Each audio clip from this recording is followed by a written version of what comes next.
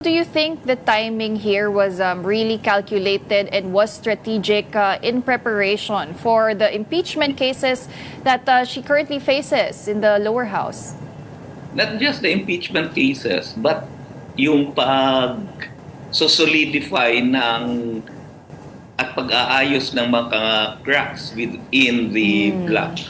Kasi yun yung kailangan nila paghandaan. Kung titignan mo, hindi lahat ng supporters ng tatay niya, ni former President Duterte, ay susuporta sa kanya.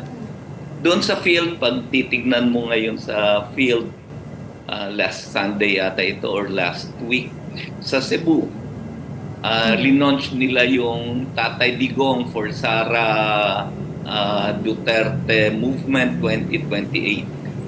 Reflection ito na pilit nilang inuugnay, of course, si Sara sa tatay niya. Parang siya yung parang dapat tagapagmana, the heiress, no?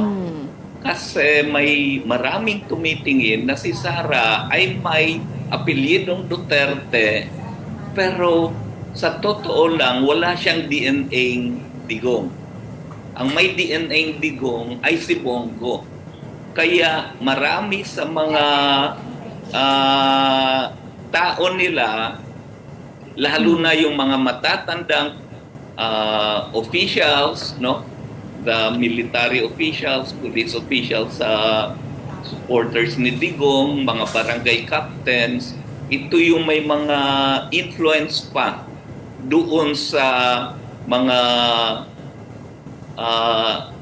leaders all over Mindanao, including some revolutionary groups, no? Ito yung may influence, ay nagsabi na doon pa na hanggang kay Tatay Digong lang tayo susuporta.